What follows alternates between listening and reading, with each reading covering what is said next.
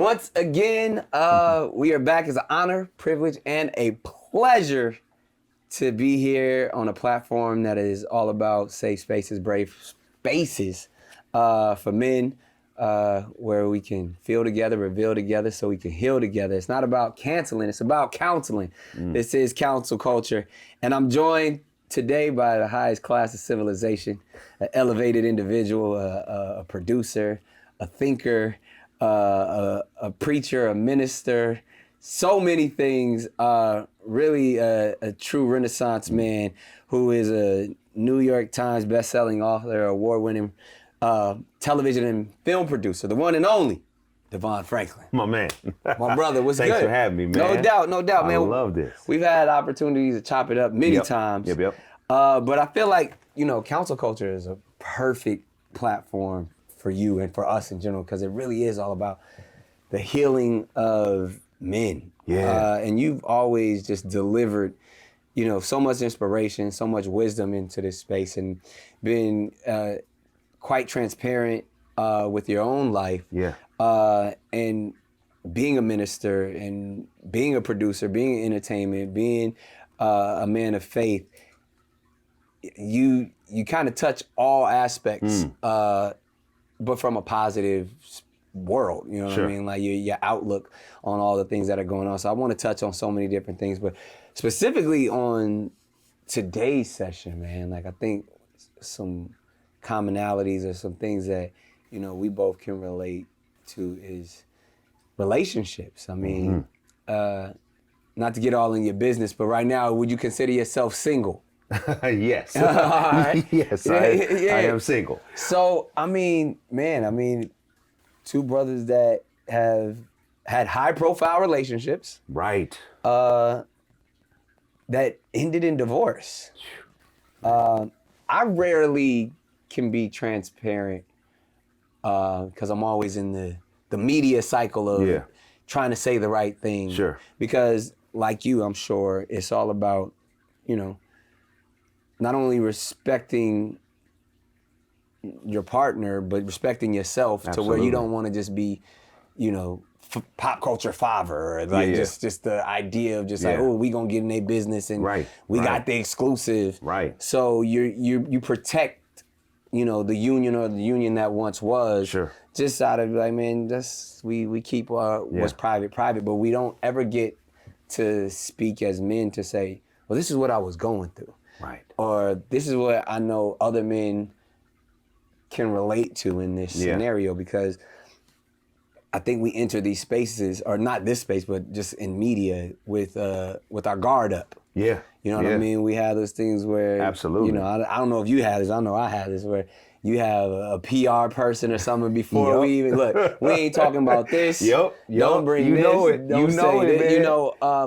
But I think, it probably will be helpful in healing for other people. Maybe, we relate on a high profile level, but I think men having to experience divorce and heartbreak is something that so many go through. I know. And we don't ever talk about it. Yeah, I was about to say, I didn't really have anybody to talk to when I had my divorce. And I felt like, the initial feeling for me was failure. And it was failure out loud. Yeah. You know what I mean? For the whole world. Yeah. And everybody had an opinion about it. Yep. You know what I mean? Clearly, like all her fans were blaming me, and I became the enemy. And, you know what I mean? Right here too. Right. So it's like it was, and you, while trying to heal and process, you're trying to figure out, how do I navigate in this space? Because I still got to be me. I still got to show up. Yep. In all the spaces I have to show up in. So, going through that process, man, like, because I think one thing I really want to dive into is the heartbreak. Absolutely. But then even just in general, like, and having to make that announcement and having to know, all right, I am now someone who was part of an unsuccessful marriage, and I still have to keep it pushing, man. Sure. How did you deal with that? Yeah, I mean, a lot. I mean, right. So thank you. Good question, because there's a lot of ways that I dealt with it, and just trying to go macro for perspective, right? So when I look at it, it's like, I wouldn't say that it didn't work. I wouldn't say it wasn't. I wouldn't say it was unsuccessful. Okay. Because maybe it did exactly what it was designed to do. Yeah. Right. So that also was a perspective that I had to kind of learn For as yourself. I went through my healing. Right. Yeah. So I wouldn't necessarily say that I came out of it feeling like a failure. Right. But I felt like a little bit.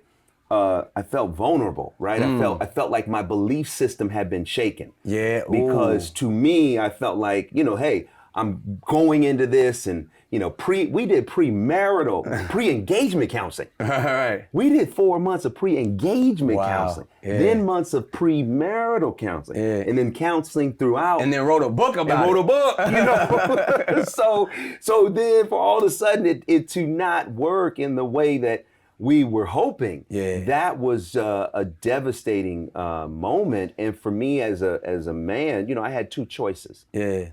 I could say, you know what, I'm gonna act like none of this bothers me, and I'm just gonna keep going, and I'm just gonna, be out here in the world, and all right, let me, hang with this person and that person, do this and that, and let me just portray the image that I'm good. Right. Or I could just say, you know what, I'm gonna be truthful. This hurts. And so for me, I chose the truthful route. Right. And just not being afraid to say, I love this woman, and I love her. Love is eternal. So my love for her doesn't stop at marriage, and my commitment to her well-being is still intact. But as it relates to a union where we're walking together, that didn't work the way that I had initially intended. And as a result, I was like, man, I got to be truthful about this. Being married for almost 10 years, being in love, and it not working the way that, we had hoped, that hurts. And so I just said, look, I'm not going to sit up here and lie. I'm not going to sit up here and put on a front. The only way that I can heal is to deal with how I'm feeling and sit in it.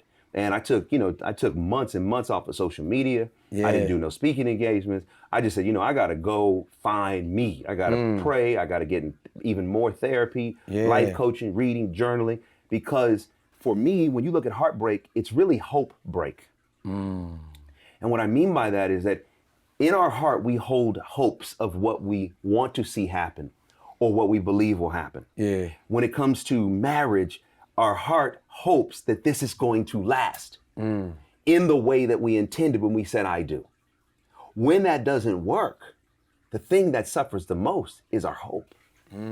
Because we put our hope in something. It's almost like putting money in an account. And you know what you put in, but then one day you go and that account is empty.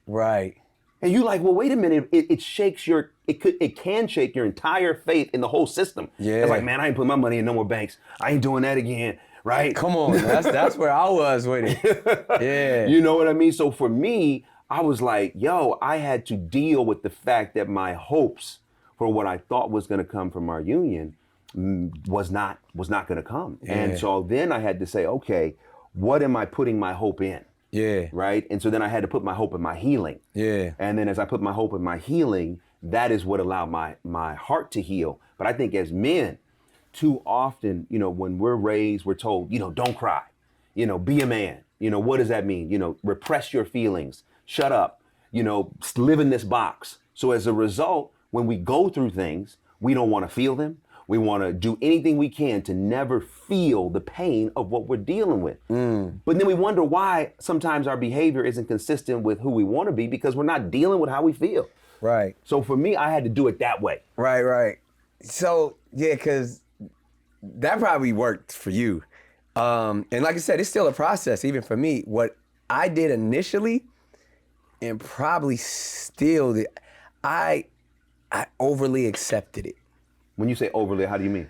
Like, I didn't try to, I called it the failure that it was. Then I said, I took full responsibility, full accountability, and leaned into being what's the correct term? Because I want to be careful, but I had no problem being the villain. And it was my villain era. I was so broken. Sure, absolutely. Even when I would meet women after that, or people like, nah, leave me alone, I'm broken. Yeah. You know what I mean? Like I'm wounded. Yep. I'm damaged goods. You know what I mean? Yeah, I know exactly what you mean. I lived in it, like so much so, because I'm pretty sure, you know, you had your faith to keep you upright. Yeah. I just became the dog that everybody was saying I was. So, and I enjoyed it. You know what I mean? And that's it. Because that kept my mind off of the failure. Right. And because, you know, as a father too, that man, hurt so much. Yeah. Of going and being with my children every single day to now terms like visitation. You know what I mean? And decision making, and like all of that stuff was weighing on me so heavy that I was like, well, I'm gonna just somebody get Future on the phone. We in these streets. like I literally was like, what? And it was a great distraction, to be honest. I mean, hindsight, would I have done it different? I don't know, because like I was able to, because it was so public, because it was, and even, you know, one of my defense mechanisms is my humor. Yep. So I get to be like, you know, I dove right into like, you know, even in my music, it got raunchier. My approach was just like, I messed that up. So now I'm a villain. I'm the bad guy. You need people like me to point your fingers at. I was on my Scarface vibe. And I went on for some years, man. Like even to when I found myself back in the hospital, you know, in 2016, into 2016. Wow. You know, 2017, had another child that, you know, which was a whole nother thing, because I was like, because then that almost really solidified that relationship was over. You know, and just, and then, so what does that mean for this new one? And then as, you know, I progressed on to, man, we sit here now, 12 children later, it's like, am I healed? What is the process? So like, that heartbreak carried over for me, you know, even to this day, but even, I think, accepting accountability, leaning into obviously all the things of therapy and all of that stuff, but I almost allowed the callous, I almost allowed those walls to go up, to allow me to mature, I believe, because I was comfortable being a wounded little boy. That may have bit off more than he could chew. And I needed to get in touch with why that little boy felt so wounded. Do you feel like it was when you talk about taking the brunt of the failure of the marriage, do you feel like that was the little boy saying, okay, this is what I need to do? Or do you feel that's exactly how you felt, that you were the source of it? Well, I mean, because that's complex. You know what I mean? So, but I think as the man, you know, and there's like, I'm one of those people that I'm like, I'm gonna jump in front of the bullet anyway. That's right. You know what I mean? Like, it's all me. I'll take it. You know what I mean? Even in my business practices, if something goes wrong, I'm the leader. I have to be the one to if the ship crashes, it was on my watch. Because you're the captain. So I really leaned into that in a way, like, I think it helped me. It helped me process, because there was even times, and we're going into those states of depression, like allowing those, I failed, so what is the purpose? What is my purpose? How did I mess this up? Therefore getting into that heavy place of not wanting to exist. The only way I could combat that negative energy was to be like, it is what it is, I am what I am. You know, take it on the chin and keep it moving. I'm tough enough for this fight. You know what I mean? You don't know how tough you are to being tough is your only option. You know what I mean? Like, I'm gonna stick through it out, every name that I'm called, every whatever it is that I have to face. At the end of the day, you know, I want to be the father, the man that at least I stood on my account. Yeah. You know what I mean? Yeah. Like 10 toes down. If I failed, I failed. I have no excuses for it. And hopefully it's a lesson that I'll learn from and grow to. And it's still a process, man. It's still, like, I blame no one, you know, but myself for my decisions and my actions. So, so I mean, I think because even leaning more into heartbreak, what I find, I put up such this, you know, hard exterior that I didn't give myself space to be vulnerable and soft until, like, you get into those places of therapy and spaces like this, and you're like, oh man, I was just hurting. Ooh. You know what I mean? And in that hurt, you know, as we all know, the term hurt people, but it's like, or even like somebody said, like, broken people break things. Ooh. So, that's heavy. Yeah, so I was heavy. like, and I was letting people know from the gate. I think even a lot of my transparency and honesty, like, that was almost my game. That was almost like, look, I'm wounded, I'm damaged goods, stay away from me. And then that's when women were like, well, I can fix you and let me be there for you. But this, what you're hitting on is really important. Even in that last little statement, right? Like, let me fix you. Yeah. This idea of fixing people, the only person that we can fix is ourselves. Yes. And so going back to, you know, us as men taking accountability, it's very easy to point the finger and say, oh, well, it didn't work because of this, or that person did this. And all that may be true. Right. But at the end of the day, like, what's the accountability I'm going to take? Yeah. And I think a lot of times both men and women get into relationships especially, and they have that mentality. Yeah. I'm going to save this person. Yeah. I'm going to fix this person. Well, guess what? You in for a rude awakening. And they just you're going to get disappointed. You're going to get disappointed because nobody can fix anybody except ourselves. Yeah. And taking accountability for that, and taking not only just accountability, but when you talk about vulnerability, I believe vulnerability leads to victory. You know, and it's something that we as men are just not taught to do, not taught to be. You can still be strong in your vulnerability. Yeah. You know, it takes strength to be vulnerable. It takes strength to be vulnerable. Yeah. It takes strength to be like, yo, I just got hurt. Yeah. Period. Like, and I'm wounded. Yeah. And I'm bleeding. Yes. But one of the things is that if you don't, my buddy was talking to me about this. I said, man, this is dope. He's like, you gotta let your wounds become scars. Because if you're wounded and you don't let it heal, you're gonna continue to wound others.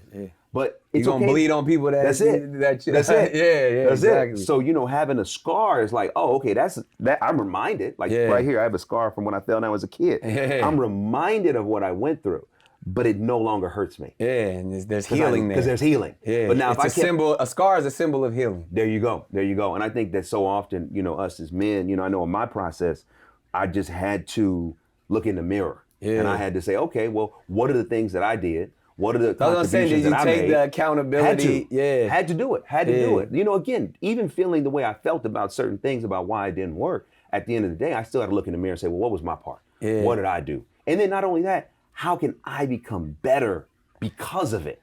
You know what I had to ask myself? And because, you know, we're young men when we make a lot of these decisions, is what were my intentions going in? Yeah. Was I too optimistic?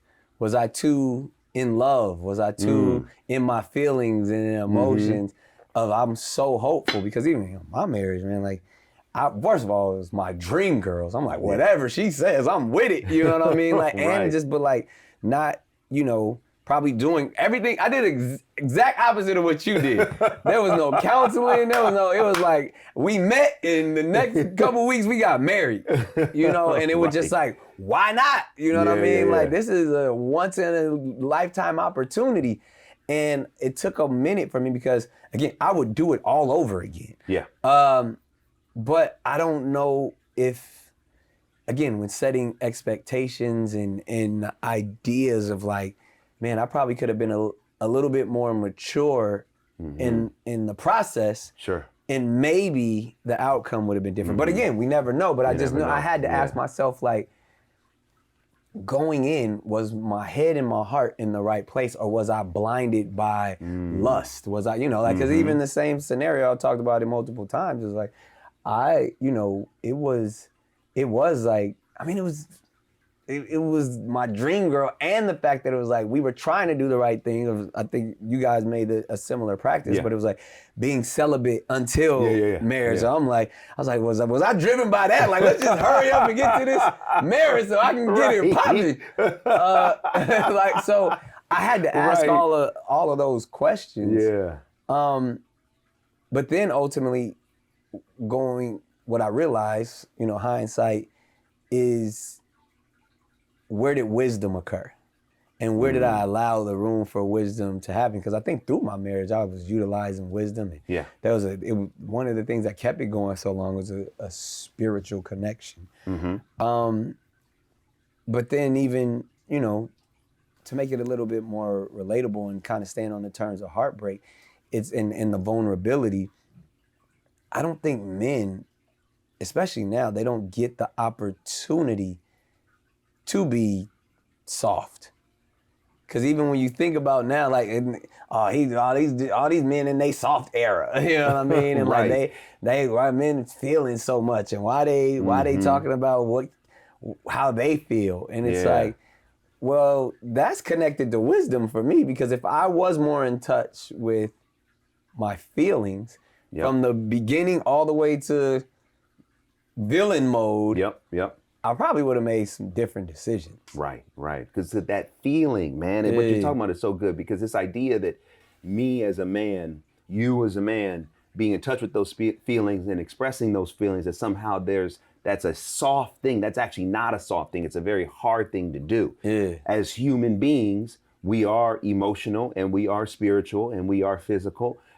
We're the combination of all those things. So to be a full man, we have to be in touch with all of these areas that make us who we are. So now how we express those feelings and how we go about those feelings, every man has to figure out what works for them. But I think we have to resist the temptation in the culture to then be dictated what it means to be a man by what the culture says. Oh, if you show emotion, that means you're soft. Well, no, actually, I'm showing emotion because I'm a real man. You know what I mean? Like, listen, Jesus wept. All right, it don't get no realer than Jesus Christ. Okay, so if Jesus wept, hey man, I'm gonna be all right. And that's okay. And I think that part of the conversations like this, and even what you're doing through this, counsel culture, is to be able to take what's going on in the culture and let's look at it. And let's talk about it. And to your point about going into marriage, I think there's no rule book with marriage, right? Facts. Everybody goes into it with their own hopes, ideas, and I do think what you hit on is important.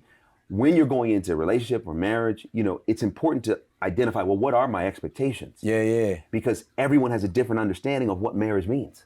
Facts. What it means to be a husband, what it means to be a wife. Everyone has different expectations. What it means to be a boyfriend, what it means to be a girlfriend. Everyone has different expectations. And so often, when we have unspoken expectations, they kill our relationship.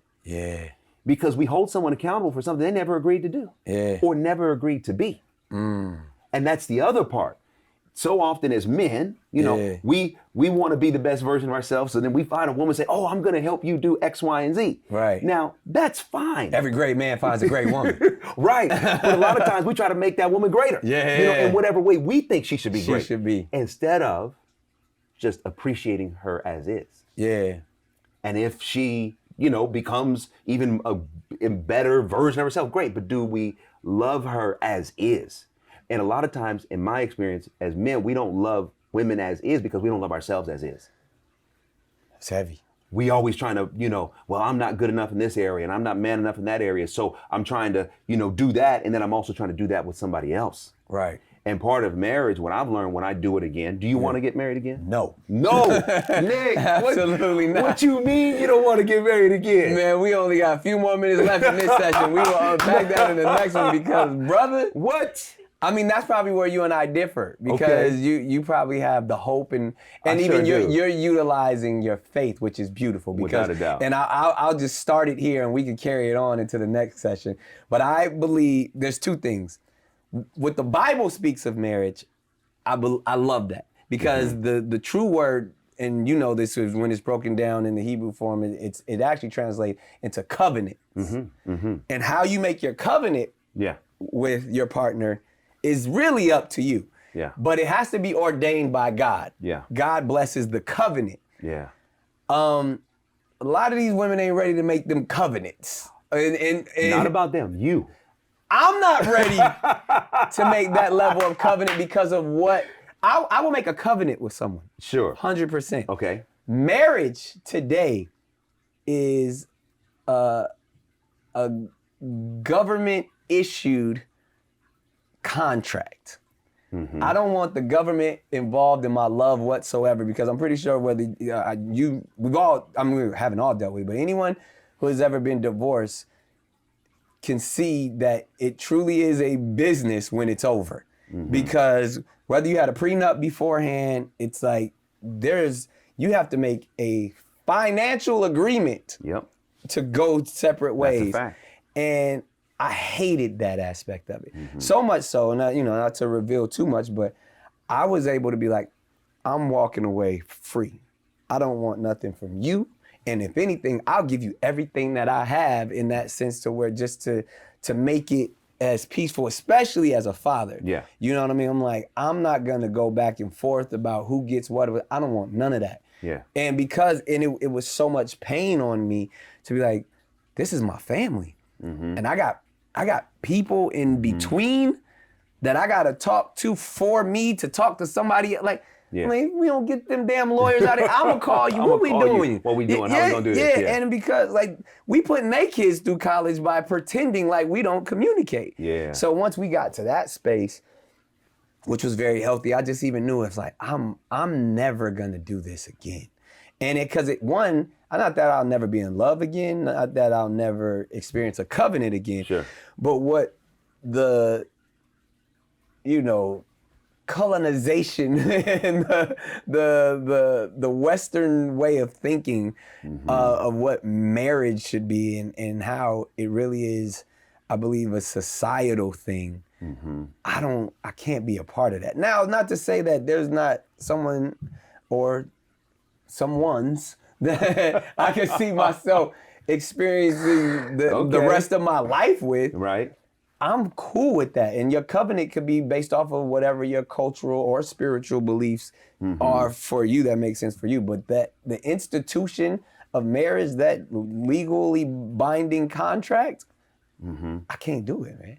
Really? I can't do it. Because ultimately, even if we're going to faith, I believe and it's example after example of what the Bible speaks of marriage is not what marriage is today. Because whether we go from Solomon to right, I get you, David to his daddy, like all of those, like even you get that question, were Adam and Eve married?